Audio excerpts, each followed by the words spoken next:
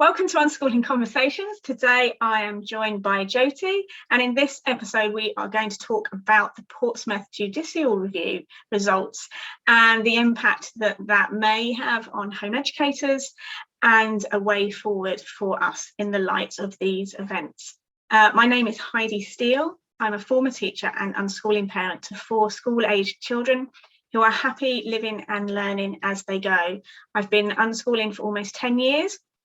I blog regularly and organise coaching and mentoring services on unschooling, which you can find out more about at liveplaylearn.org. And you can also find me primarily on Facebook at Live Play Learn, where I provide daily support for you and encouragement for unschooling families. So today I am joined by Jyoti. Welcome. Hello. Hello. Would you like to introduce yourself, please? Yeah, so my name is Jyoti Imix and I'm based in the UK. I'm writing a book at the moment that's almost complete, which is transforming some postgraduate academic research I did about self-directed education and unschooling into a bit of a guidebook for people that are wanting to educate, quote unquote, differently and not put their children through the system. And I also work as a consultant and support people with Shadowwork to transform limitations, especially in the field of unschooling, so that they can find the centre and be able to solidly create safe spaces for themselves and the young people that are in their care. Fabulous. I already know that today's conversation is going to be amazing. I should have said something about my website. Yeah, go for it. Yeah? Yeah. So you can find out more about me on my website, which is jyotiofferings.com.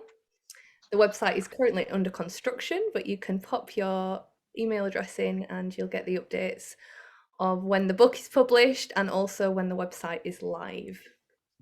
Tell me about your book. Well, so it all started many moons ago.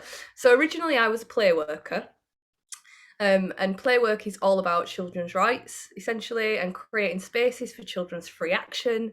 So there was a lot of, I'd studied it at uni when I did my undergrad, and it was all of the philosophy of it for me was just like, yep, this is it. This is exactly what we need to be doing. But play work kind of exists outside of the rest of a child's life, and I was like, this is not everything. It's amazing if we can get some funding and do these little pockets of things, but how do we kind of create the whole of childhood as an experience like that? So I came out of academia, started traveling, and was living a very self-directed life, and feel like I always kind of have done that. And then lots of different little things happened, and I ended up finding out about Summerhill, so the democratic school, which I'm sure you know all about. And that then led me back to uni, where I was doing a research master's into self-directed education through Summerhill. That took me to the States, where I went and visited some schools over there, because the thing that I found was that, I loved the democratic model, but everywhere that I'd found in the UK, you had to pay a lot of money, and that made it then exclusive. And again, for me, that was like, I don't want to study kids that are really privileged to prove that this is a thing. It kind of defies the whole thing. So I went over to the States and visited a few schools there, and they were schools, clusters of self-directed action. One of them was like a more Sudbury school model, and the other one was something called an Agile Learning Centre. Yeah. Yep.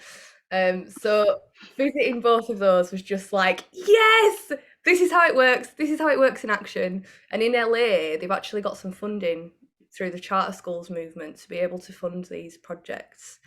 So I managed to see like really sort of different approaches that both had the unschooling. So like with the Agile Learning Centre, there was a lot more, we're offering lots and lots of different things here on purpose, but everyone can choose to opt in and out. But there was a real like richness in that. But then the Sudbury school was more, totally self-directed, and there was nothing offered unless it was asked for. And there was something within children's ownership of the space that came through that. So all of this was like fantastic. And then I got to a point of like, I can't be in the university institution anymore. I'd spoken at this conference and it was just like, everything about it was the opposite of what I was feeling that we needed to do and to bring forth. And, you know, there was this like weird hierarchy and this like, education's amazing and aren't we all so, and that whole thing. I was like, oh, this is making me feel sick. And also, what is it actually doing? You know, what if I publish this paper as a paper, what's actually going to come from it? You know, and I can have only so many conversations with people, you know, and my friends and all the rest of it. But that then kind of, a few years passed by this point, and then I realised like, no, I need to write a book about it, you know. So that's kind of what the book's all about and how it ended up happening as well. Because yeah, it feels like there's been so many different experiences. I don't have any children of my own, but there's always been such a fierce thing within me about children's rights and, you know, children as a minority group that are really oppressed. And, you know, because of the setup of everything, we've got to be advocates, you know. And I know a lot of people that have children, and, you know, with unschooling, there's not, like you were saying, there's not really very many people speaking about it or demonstrating it. And because there's so much stigma around it as well, even the people that I know that are doing it, kind of doing it secretly because they don't want to attract all of the, you know, the negativity and the criticism from, you know, friends and family that are like, so what you do, you homeschooling, that in itself, like, you're doing homeschooling, but then to be like, yeah, and I'm not really putting anything in that, I'm not shaping that. I think for the majority of people, they kind of see it as some kind of neglect, don't they? Yes, that's absolutely true. I have so many questions for you. We will get round to talking about the Portsmouth thing in a minute. I have so many questions for you. Let's go. I have a very similar background, actually. So I'll tell you about me. Tell me about you, though, as well. Because I trained to be a teacher in early years was my sort of specialist. So I actually qualified for the whole of primary. Yes. But my specialist was early years. So a lot of my training was in children's natural development. Yeah. And sort of play-based learning, which I was really fortunate that I went to a university which sort of coupled those two things. And instead of turning that play-based learning into, we need to turn our objectives into something that's fun for the children to do, really actually managed to couple the things together and look at how children's natural inclination to play and the things that they were naturally drawn to enabled them to learn all the things they needed to learn. So I was really fortunate in that, and I worked in a whole range of things because I was working for about 10 years. I primarily worked in early years. I did a lot of work with children who had English as an additional language, and I worked for 4 years with children who were asylum seekers, which effectively meant that when they entered into the school system, most of them had zero English. So when you talk about being an advocate for children and oppressed groups, even, you know, and I could talk a lot about those children, you know, they obviously were asylum seekers and they came with a vast amount of experience, good and bad, and traumatic even. And then they were put in classrooms where they were effectively, because they couldn't speak English, they were effectively probably made to feel, but are certainly treated as if they were incapable of learning academics or incapable of learning, which of course isn't true. They just couldn't access it in English. Anyway, so there was that whole thing. I did that for a long time. Yeah, I did lots of things. So quite a similar background in terms of my training, actually, and my experience in schools led me to really open my eyes to say, what is going on? I don't want to do this anymore. You know, being an advocate in schools is incredibly difficult because it's just not it's just not possible. It's not what the government wants, and it's not really possible to achieve. I know people that really are campaigning in those areas, and hats off to them. It's not something I feel able to do at this moment in time. And then obviously I had my own children, and I just like, they're not going. I'm not putting them in that space. And obviously, as part of my training, decided that I wasn't going to homeschool in the terms of creating school at home.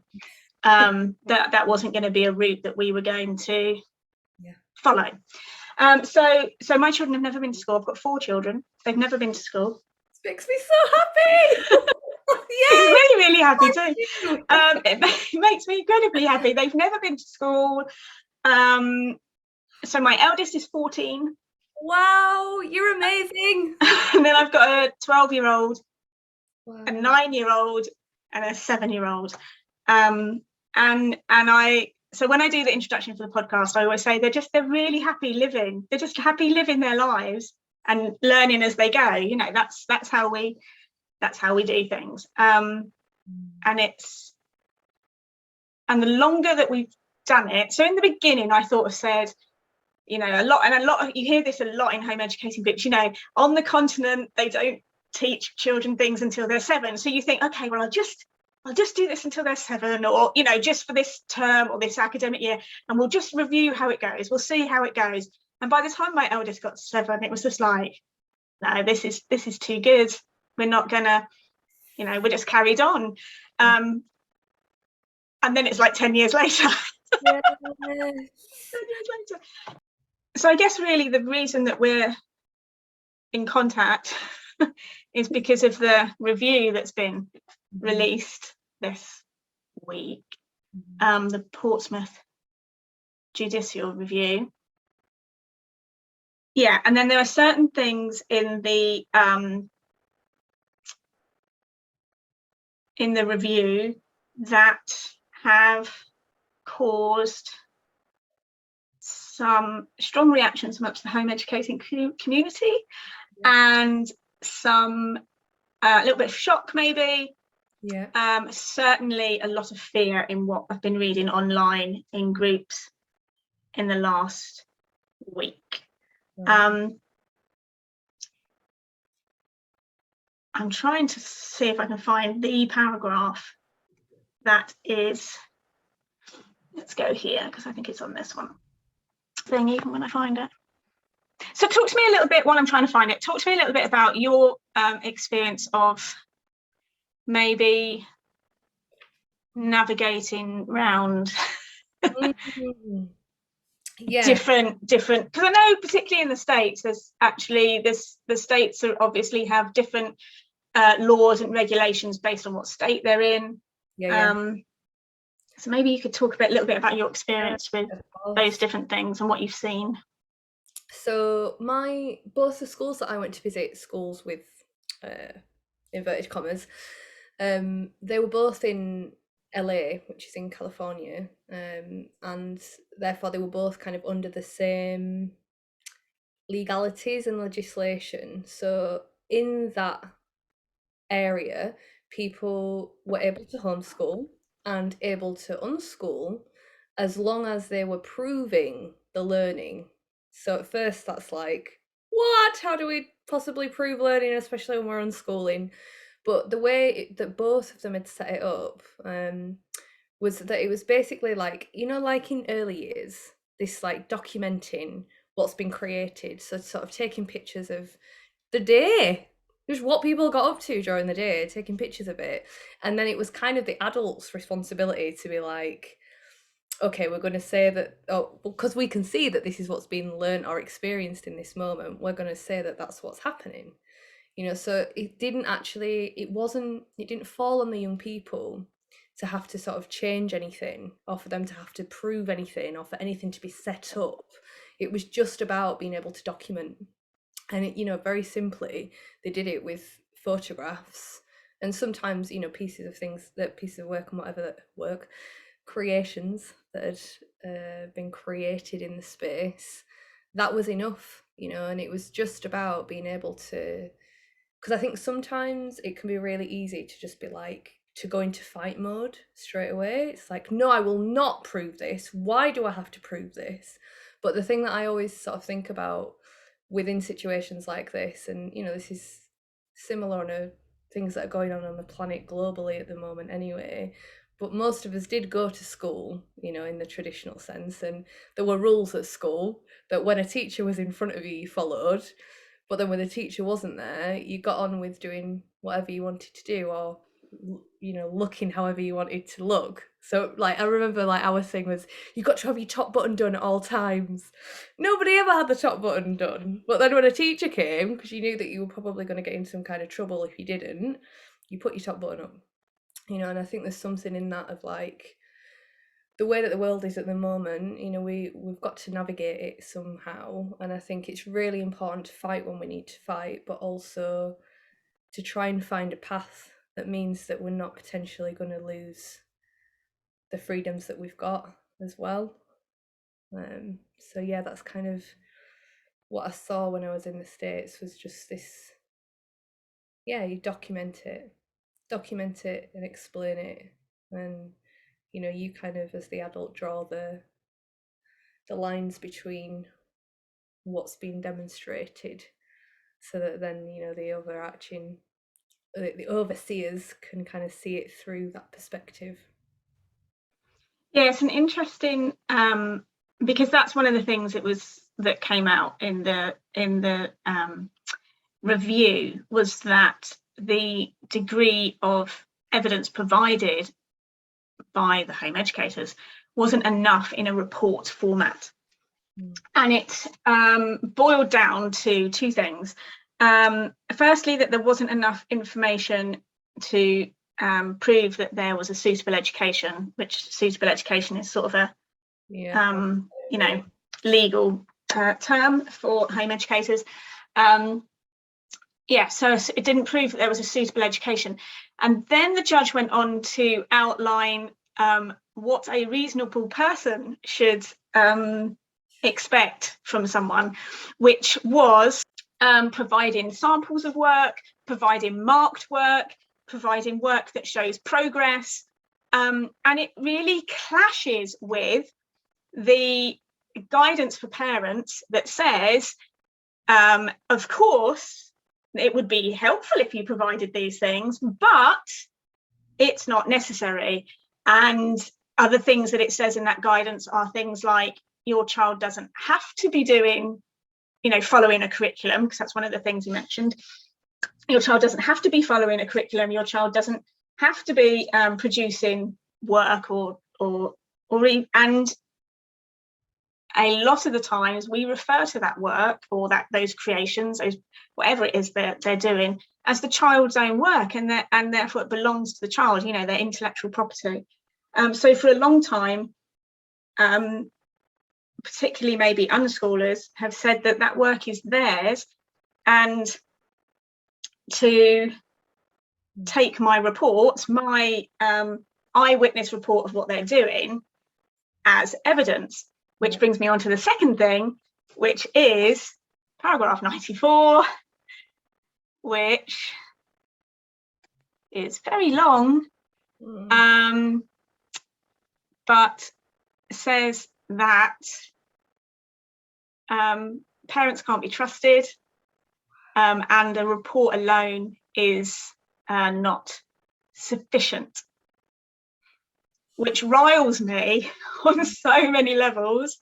And in fact, it talks about in examples that they give of things that you can do. You can get so you could maybe get a tutor, or and this is all if your child had a tutor, or if your child attended groups regularly, you could ask the people in charge of those groups to write a report, which bothers me intensely, because as someone who is a qualified teacher, I could by rights run a group, and I could by rights write reports on all the children in that group, except for my own children, because when I become the parent and swap into the role of a parent, I'm no longer trusted to write a report. It just I'm a little bit angry. Sorry. It No, just blows my mind right, that's, so when we talk about evidencing, at what point, according to this judge, at what point does that evidencing become untrustworthy? Because it's done by the parents. And it's quite a pattern as well, in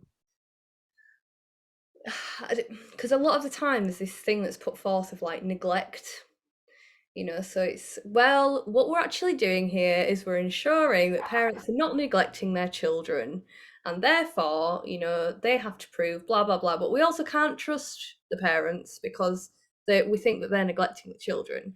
And this is kind of the historical thing with all the legislation that really restricts children's freedom in all aspects of life. It's generally come forward after one big sensationalized story of neglect that's then, everybody's got really hyped about it, and then it's seen as this, it's a political move. It's then seen as this like champion thing to introduce this limiting legislation, because really it's about protection.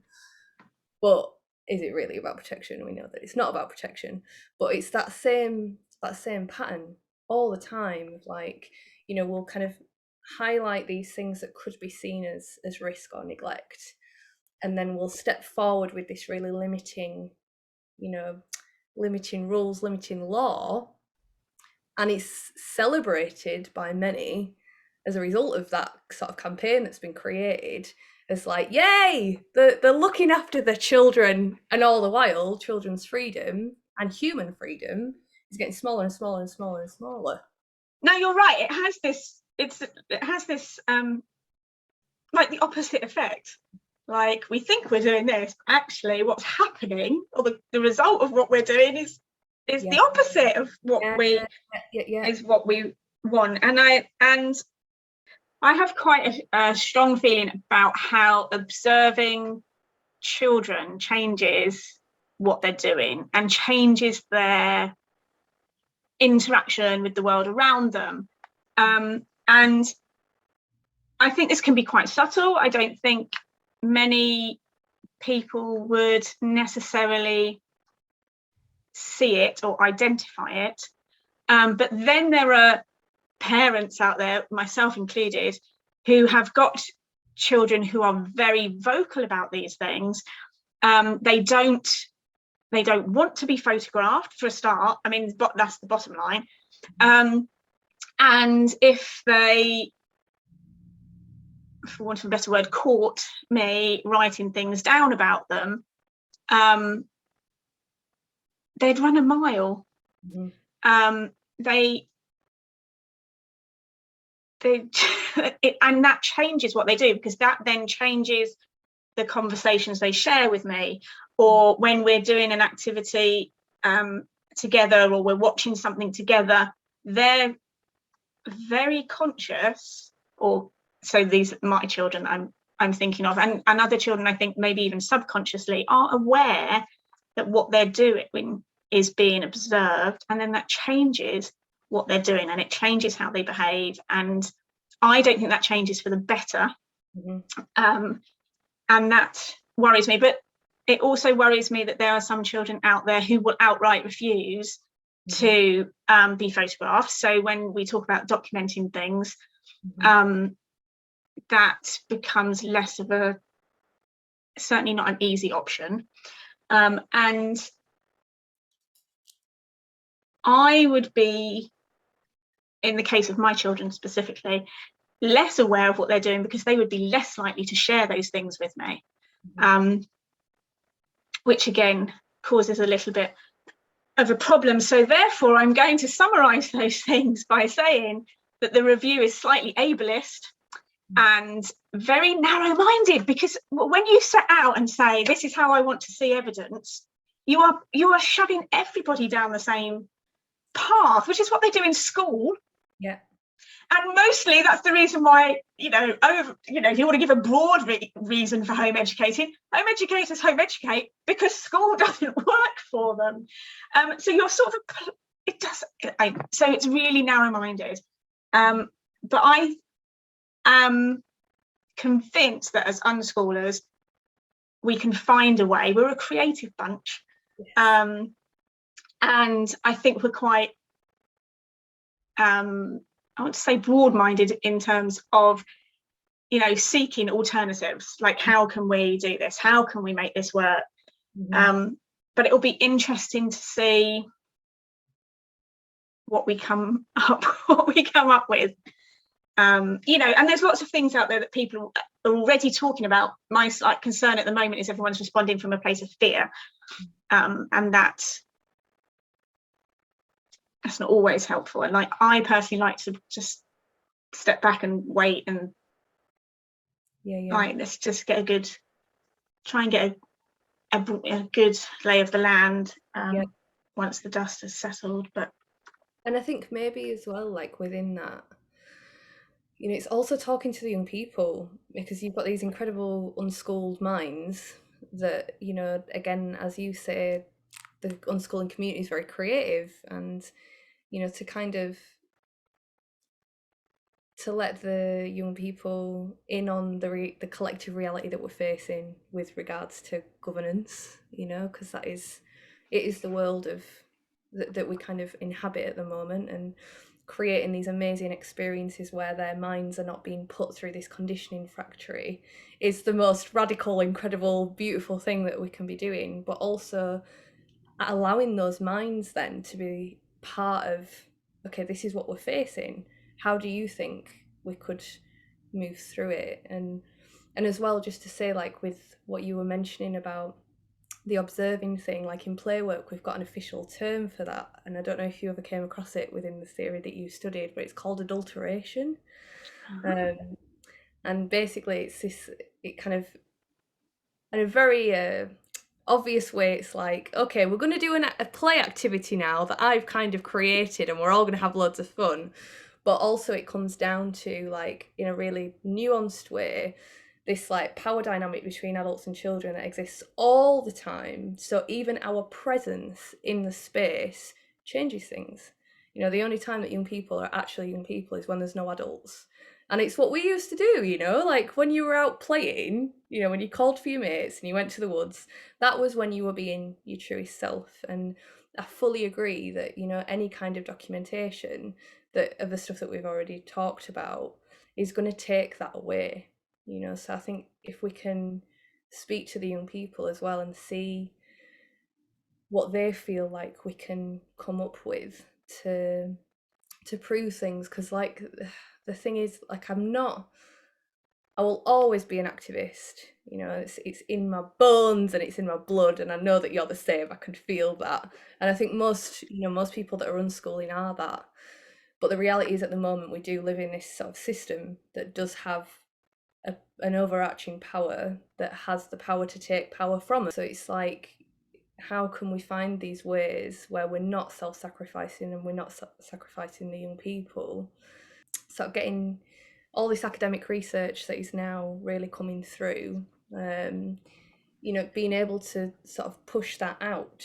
And at the moment, like, I'm in a group which is it's through the Alliance for Self-Directed Education. There's still lots of people doing this research at the moment, and, you know, I think the other thing is, again, it's just this crazy, like, contradictory space that we exist within, of like, in order to prove that we don't need the schooling, it has to, you know, for it to stand up in court, it has to be some kind of recognised institutionalized piece of research, you know, to yes, just yeah. So this is what I wanted to talk to you about, because I think the way forward is sort of twofold and will depend on people's personal situations. Like, some people will be really happy to document away, write all the notes, provide all this stuff, and other people might not be as confident in that. They might not be as able themselves to manage that for whatever reason. They might have children, like I've said, you know, they might have children that really are not in a space where that's going to be possible. So the other thing I wanted to talk to you about was this research and being able to stand firm in what we're doing and why, not just because we are child advocates, which many of us are, but actually because it is an educational philosophy that is grounded in research. The grounding itself is in the fact that we want our children to have this full, creative and rich life, which they have full autonomy over, and we support them in. The research adds weight to that in terms of how that affects their education and their development for the better. So I wanted to talk to you about that research and what kind of research have you in your academia had access to, or maybe people that you have had correspondence with or you've read about that support self-directed education? So I think as I was saying before, like at the beginning of my sort of journey within all of this, Summerhill was my big introduction. And for me, Summerhill, especially when it was run by A.S. Neil, was a living, breathing social experiment in a way, and everything that was kind of brought forward from that, because he really questioned the philosophy that was at the core, of education. And I think that's the big thing that throughout my research has been the thing. It's like, what are we intending to come from this experience of school? What is it about? So with A.S. Neil's work, he wrote so many books about what he was seeing and experiencing throughout the time that Summerhill was first getting going. And obviously it still exists now, but it's quite different. But then also for me, people like Ivan Illich, so he had lots and lots of theories, but one of the big theories that I got, I think one of the first books that I read was Deschooling Society. And, reading that book was just phenomenal because it really brought into perspective this whole thing of, wow, okay, there's something much deeper going on within schooling than what's going on in the surface. One of the things that comes forward within that is this idea of the hidden curriculum. And it's like we've got this twofold of transmission that's happening. We've got, here's everything that's on the surface, here's the curriculum that we've kind of written down and labeled, but actually what's going on under the surface of that is that it's this absolute dictatorship, on a sort of political level that we're receiving the transmission of. So this idea that authority is external, that the only valid information is what's been produced by this dictator that's literally stood at the front of the room, stood whilst everybody else is sitting. And when you pick all of that apart, and this is kind of the way that my research journeyed, it was more recognizing what's actually going on within schooling as it stands at the moment. And then following that, one of the things that I found really, I can't remember the guy's name, the guy that did the experiment with computers in the Indian slum. I know who you mean. I'll have a think. What's his name?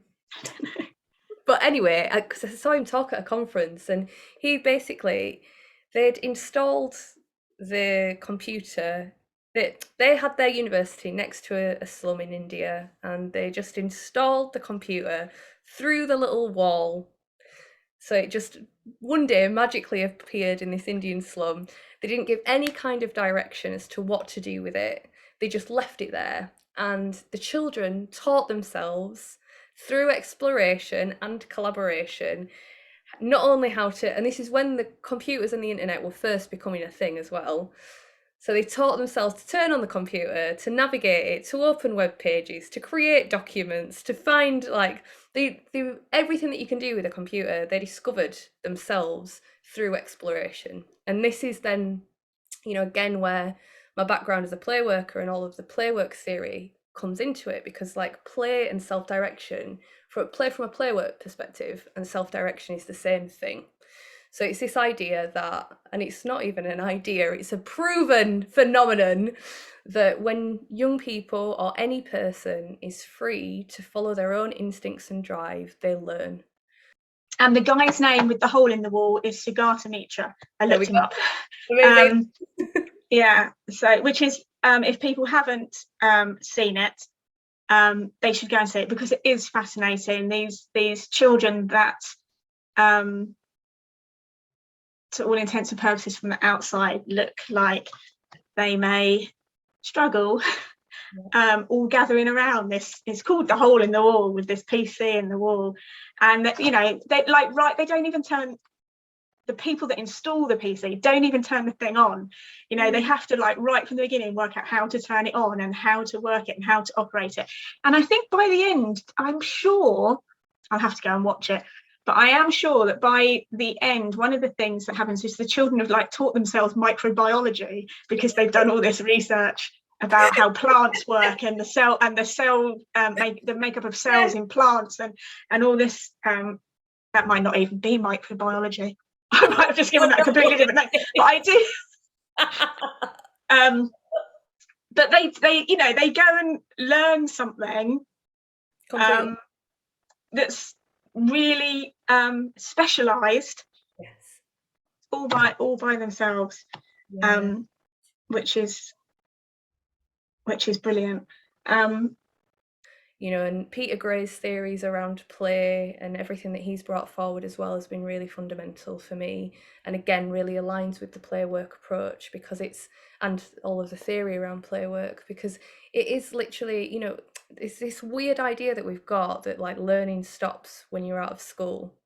You know, it's like we get to a certain age and then we stop. It's like, no, we're all learning all the time. And I think the internet is a really amazing resource that we all now have access to, which kind of again takes away one of the big things that they say school exists for, because everyone has got this opportunity to, in a very self-directed way, uncover whatever they want to uncover.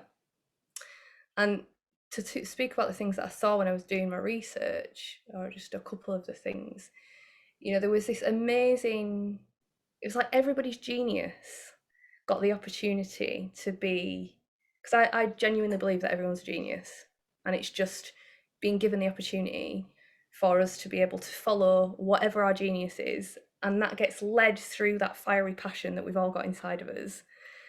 And one of the incredible things that I got to witness was that, you know, these young people, because they were in, you know, there was, in one of the schools in particular, there was about 50 students that were there, students in quotes, young people that were there in, you know, at one time, and they were able just to follow their own drive. So there may have been, you know, there was somebody there that was creating these like little miniature things, and from the miniatures they then made this stop motion animation, all from their own drive, because they desired to. And they spent about 6 months on that project because they wanted to, and they were given the space to be able to do that. And the amount of different things that got brought into the picture through that, you know, the amount of different layers that they had to learn, different skills that they had to develop because they wanted to, that will then last forever, you know, because there's that, when that passion's aligned, they're off. And I do want to say within that though, that isn't always the way, you know, and there were young people there that I met that, you know, were not doing anything seemingly on the surface, but actually what was going on underneath the surface was that they were really finding who they are, and a lot of the time they'd come out of mainstream school and were in recovery because they'd been through this horrendous, traumatic, really normalized experience of school, and all of a sudden there wasn't somebody stabbing them to try and get them to do something, so they were able just to breathe a little bit. Yeah, I'm glad you said seemingly doing nothing, because I'm forever saying it's impossible to do nothing.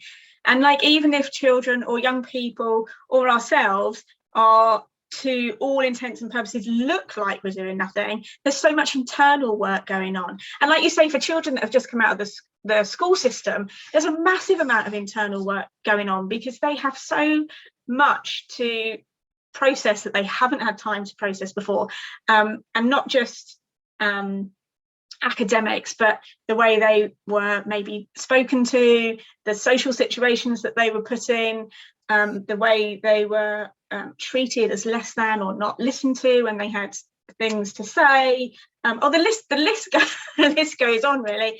But also one of the things that children have to do or the process that children go through and young people go through when they've not been in school, is that they have in school been told from sort of 9 a.m. to 3 p.m. what to do, how to do it, when to do it, how long to spend on it, then to assess. They're literally micromanaged the whole time.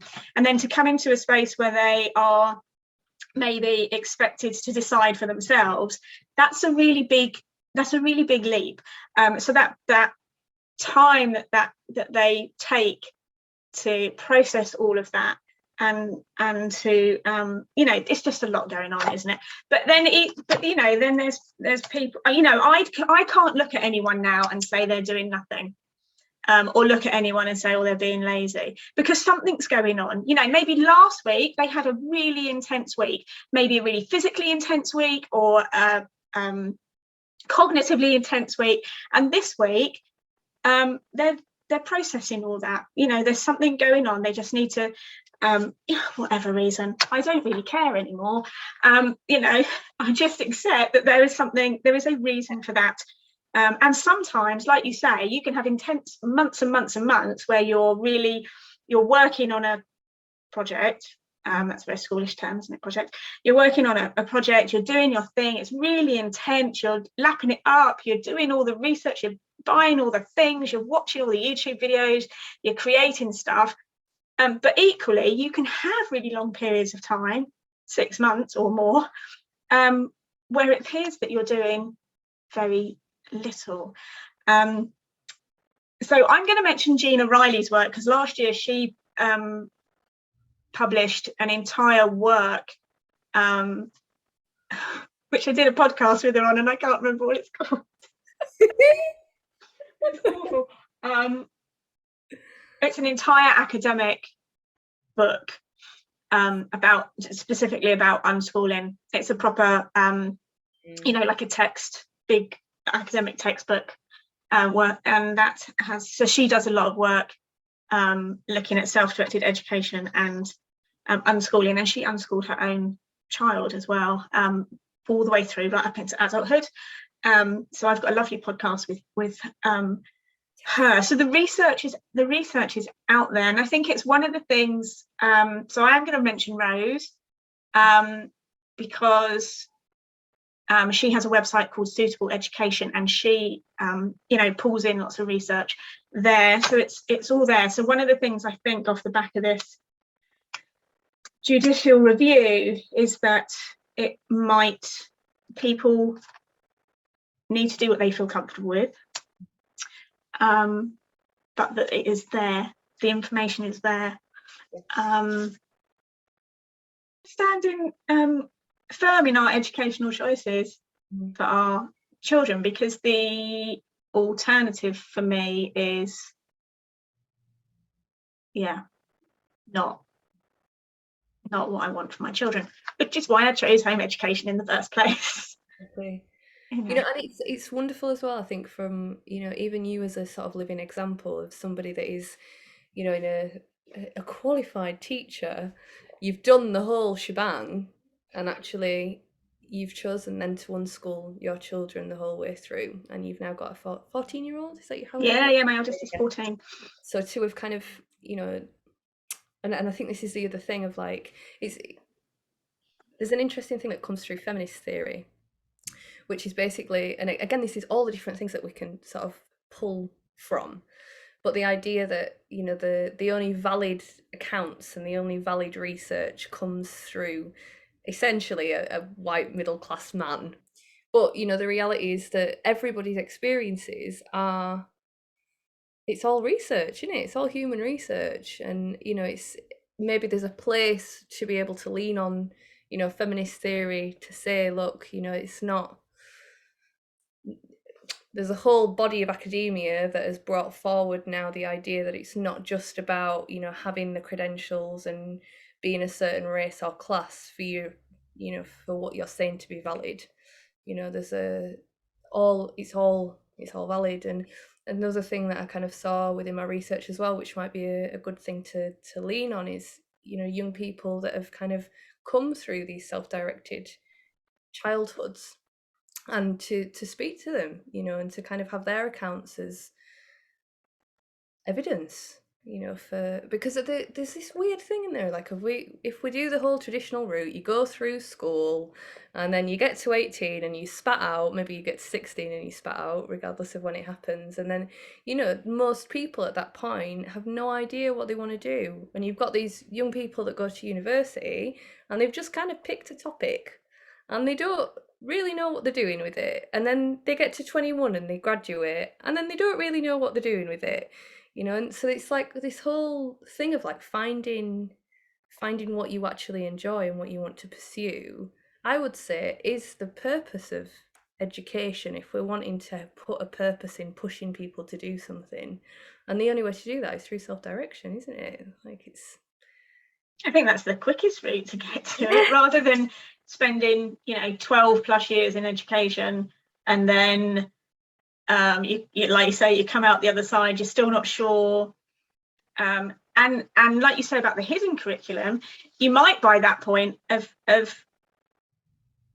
buried that so far down that you don't even know, and or believe those voices that have told you for so long, doesn't matter, you need to be doing this, because you're constantly in school being told what you need to be doing. So you're completely lost when you're out in the world and not being told what you need to be doing, or that other things are important. So like you were saying about meritocracy, you know, other things are important, like the amount of money you earn, the place you live, the status you've got. So you seek those things because you think those things are the things that are going to be important, and those are the things that are going to fulfill you, when actually what's happening is you are increasingly out of alignment with yourself, and causing yourself, you know, which obviously then manifests itself in a whole host of ways, you know, well, we could list the ways, but not good ways,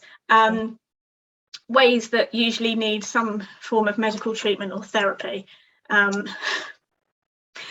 can have devastating effects on somebody's life, or at the very least make you miserable. You know, who wants to live a miserable life? That's not the purpose of life at all. And I think unschooling that's one of the things that unschooling hopefully overcomes. But like you say, we need to find people that have been unschooled, and talk to them. So talking of which, I've done 2 interviews with 2 grown unschoolers. I'm always on the lookout for anyone else who feels able to, because of course not everyone feels, you know, sometimes it's their private story, isn't it? And you have to respect them for that. People don't want to be put up on a pedestal and looked at all the time, but at the same time, those who feel able to, they're really valid and valuable, for this is it, those of us that want to continue unschooling in the future. Something else I wanted to mention, it's more of a, I think with everything that's happened with the lockdowns and all the rest of it, I think it's been quite an interesting reveal of what happens when everyone's used to being told what to do all of the time in a sort of work capacity, and then suddenly that's gone. You know, I think there was a real, for the people that have kind of progressed through school and then gone into a job where their entire life has been kind of, here's what you need to do today and here's what it needs to look like, and then with everything that's happened, just kind of seeing how, I know that there've been so many different aspects to why it's been horrendous, you know, on a global scale, and I know there are many reasons why people have struggled, but I think that's also been a really big part of it, of like, wow, the meaning's gone because nobody's telling me what to do, you know. Whereas a lot of the more self-directed people that I know, you know, and people that are sort of self-employed and young people that are unschooled, even though there's been restrictions on what we're able to do, that drive, because the drive hasn't been dismantled to do things, or create things or not do anything, but that sense of fulfillment that comes through having that power in your own hands, I think it seemed to highlight it all for me really strongly over the past couple of years as to. Yeah, I mean, in our house, my guys, there was a sense where we had to adjust to, not going out, basically, that lockdown. But things we didn't have to adjust to was being together as a family. Yes. We didn't have to adjust to that. That was something that I really noticed about, particularly in lockdown, when schools locked down and people weren't going to work, and that was a massive adjustment for some families. Not just the logistics, because we had to go through the logistics of us being in the house all the time, and my husband suddenly worked from home, so there were some like practical things that we had to address. But actually the logistics of being together, physically together, all the time, some families really struggled with that element, and of course but one of the things I noticed with my guys was, although we had this restriction that we couldn't go out, we were being asked to stay in, and that my kids were really creative, and they just sort of, like, it wasn't they didn't see it as restrictive in the same way. They just saw it as a way of, like, well, then we'll do this instead, and they explored other things. Because they still had that drive to learn and create and explore things, they just found different ways of doing it. But like you say, one of the things we noticed with others was that because that had been taken away, they were suddenly like, well, what do we do? Like, and how do we do it? Because they didn't have someone telling them. I guess, a bit like I was saying earlier about when kids come out of school, that sudden, pulling the rug out from underneath you. Like, well, hang on, no one's telling me what to do. What do I do? I've never had to exercise this. Is it? Or I don't even know where this drive is anymore. What is this drive you talk about? What is this self-motivation that you talk about? And this just to say within that as well, there's another kind of sort of thread of the theory that I've really explored is anarchist theory. And I don't mean anarchist in like skinheads and fighting, which is often what comes to mind, I think, for people when they hear that, but it's this idea of, what happens when you have a group of self-directed people. And there's a guy called Colin Ward who's a really amazing anarchist theorist, and he talks about many, many different fascinating things, but one of the things that he puts forward is that anarchism is happening all of the time underneath the surface. So underneath the surface of the systems and these external control systems that have been created, it's always anarchy. And he kind of puts this idea that, internally our nature is very pure and we will collaborate, and this idea of self-governance doesn't mean that we're going to then hurt one another. It's not that these rules that we have in place stop people from doing that, because, these rules exist and people still hurt one another. But this idea that, when self-directed people are really connected, then we move into collaboration. And that's his, the whole thing of anarchy. It's not this idea that there's loads of individual people living in bubbles. It's just that there isn't a force stronger that is forcing anything, and that we naturally find our way to sort of collaborate and come together. And I think there's something in, especially within unschooling, and again developing that self-directed drive, or allowing that self-directed drive, that means that there's like this confidence to be able to collaborate, and work with one another, in inverted commas, but come together with other people, because there's not been that massive push for it to be any other way. Which is really interesting, because that's one of the things Peter Gray talks about when he talks about defining play, that children naturally collaborate, and that the way that they work together and interact with each other is in collaboration. So it would make complete sense that then you know, if that was nurtured and allowed to develop and grow naturally, that would become, you know, the same thing but amongst adults. Yes. That collaboration wouldn't fall apart, that actually it would be stronger, and that we would it would be a stronger skill. It would be a skill that we had developed. That's what I mean. Like my work now, because I've been working as a therapist for quite a few years and supporting people to work with like shadow work and basically dismantle all the things that were built from trauma. That's kind of been where I've been focusing.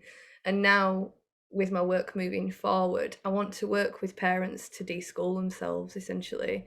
Like parents. That's effectively what I do.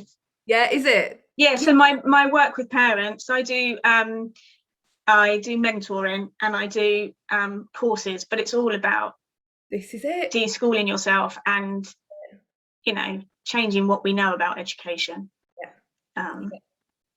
Completely. So it's the key, isn't it? And I think it's such a, I don't know, to deconstruct is just as important as reading the books and, you know, bringing in the new things. Because if we've been conditioned in a certain way, it doesn't matter how much we know what it should be like, you know, if we're going to operate from a centered place, we've got to strip back what was built in the first place, haven't we?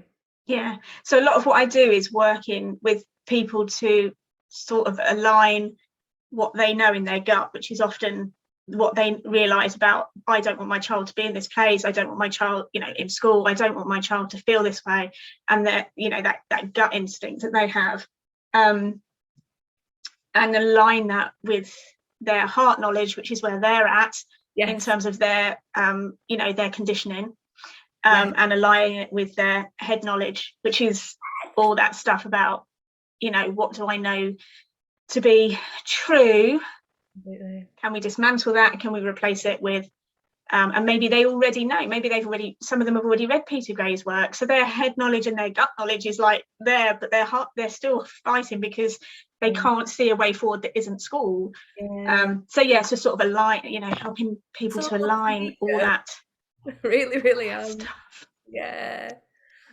So I spent, that's my face-to-face work. One of the other things, I'm just going to keep on talking now. One of the other things I was going to say in terms of the review as well, and in terms of not being reactive, like instantaneously reactive, was to wait and see how individual local authorities reacted and responded. Because like you say, it was, you know, that idea that, you know, we should be prepared to make a stand, but not so much that we're actually putting ourselves at a disadvantage. So to wait until your, you know, local authorities and see how they respond, which I'm fairly sure will depend on the local authority. But I think it would be wise to wait for things to happen that way round, rather than to go in all guns blazing and then discover that your local authority wasn't going to pay, or we're going to continue in the, you know, some local authorities are really happy to accept reports and to trust parents, and if that's the case, then hooray. Don't go in there all guns blazing when they are really working, you know, in partnership with home educators. And I think within that as well, just to kind of speak back into the shadow work side of things, because I think personal development for us all, in the sense of our conditioning and our fear responses, is really, really important. And, you know, if there are people in a lot of fear right now, you know, maybe, as ironic as it might sound, to focus on that, you know, as opposed to the action to kind of rectify it in a what are we going to do way, you know, maybe go back into, okay, where is that, how do I feel that feeling in my body, when have I felt that feeling in the past, and, you know, maybe identify the experiences that we've had in the past where that fear was kind of created, and try and settle it and soothe it that way, and then wait, like you say, because I think that's one of the things in the waiting sometimes I sometimes get like this in relationships. It's like if the person that I like hasn't replied and I'm in that waiting space, I'm then like, oh, I need to do something, right? What I'm going to do? Oh, I'm going to get in touch with them and I'm going to make it all weird, and that kind of same thing of like, actually just sit with the fear, wait, and then respond, as opposed to react, and like responding together as well, with other people in the local area, and just not stepping forward, even if they do, if you local council and local authority say that this is this new way, again, just sort of taking a beat and gently stepping forward after not feeling in super panic mode, I think is a really wise way to step forward into it all. Yeah, I agree. And one of the things that I've done this week actually is really focusing on my children, like what's going on in front of me, which is a really unschooling thing to do. Like what's going on in front of me in this moment in time, in this space with my children, and really being present in that moment and, embracing all that has to offer, and not letting that external panic and fear impact what is actually going on in our families, which, as we've spoken a lot about, that's not an easy thing to do at the moment, but for us to try and refocus on, or at least spend some time focusing on the good things that are happening. We're still here, we're still unschooling, my children are happy, we're living and learning,